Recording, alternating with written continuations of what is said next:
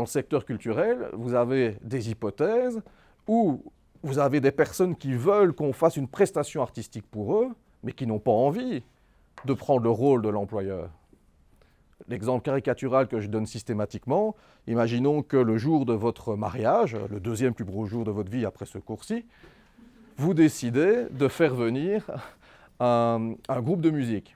Et donc vous êtes des jeunes futurs mariés et vous n'avez certainement pas envie de faire toutes les démarches pour devenir employeur, ce qui serait assez logique. Du coup, dans cette hypothèse-là, il existe une alternative qui est le fait de passer par un intermédiaire que l'on appelle les bureaux sociaux pour artistes.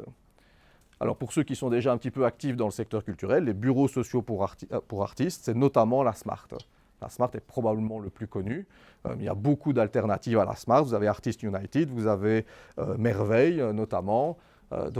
Toutes ces structures-là ont leur propre fonctionnement qui est distinct les uns des autres et ils se font concurrence les uns les autres. Donc là, je n'ai pas d'avis particulier par rapport à la qualité des bureaux sociaux pour artistes, mais quelle est la structure qui va être mise en place dans ce cadre-là? On se retrouve dans une relation à trois. Ça devient une relation tripartite. Donc notre schéma, il va un petit peu évoluer. Hop. Donc vous avez toujours l'artiste d'un côté. Vous avez le BSA, le Bureau social pour artistes au milieu, et vous avez le bénéficiaire en bout de course. Le bénéficiaire, donc, ce sont donc nos jeunes mariés qui, eux, veulent payer le cachet et s'occuper de rien. Ils veulent payer un montant comme ils paieraient une facture de plombier, etc. L'artiste, lui, il a toujours le même statut face à l'emploi. Il est toujours salarié, a priori. Donc, du coup, le contrat de travail va se nouer ici entre l'artiste et le bureau social qui va prendre le rôle de l'employeur. Et le bureau social enverra, comme le ferait un indépendant, une facture, ici c'est un F, une facture pour pouvoir facturer le cachet, la prestation artistique.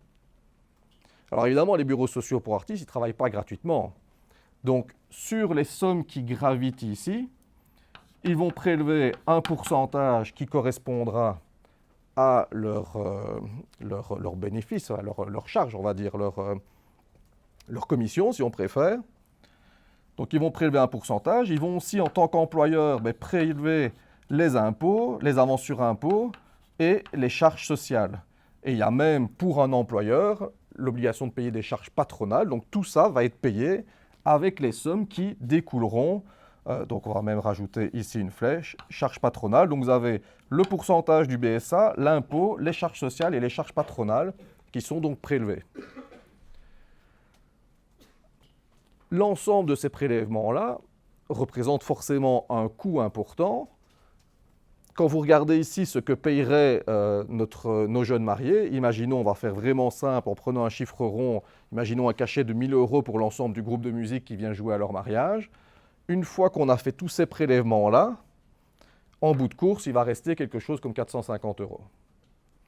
Alors évidemment, le coût du BSA compte. Si on prend l'exemple de la SMART à nouveau pour prendre le plus connu, leur commission, c'est 6,5%.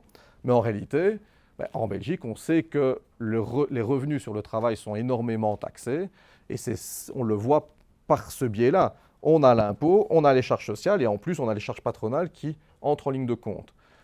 La différence entre les deux, par contre, au niveau de l'impôt et des charges sociales, il n'y en a pas en ce sens où notre employeur ici, il paye des charges patronales de toute façon et il paye les avances sur impôt pour le compte de l'artiste et il paye les charges sociales pour l'artiste également. Donc vraiment, la grosse différence entre les deux, quand on regarde le coût global d'un employé, c'est finalement le coût qui s'ajoute au niveau du BSA, où il faut forcément qu'ils gardent une marge pour eux, pour couvrir leurs frais et gagner leur vie. Ce ne sont pas des sociétés philanthropiques de ce point de vue-là. OK ? Vous avez compris cette particularité-là? Donc on se retrouve dans une situation, dans une relation tripartite, avec donc un intermédiaire entre le bénéficiaire et l'artiste.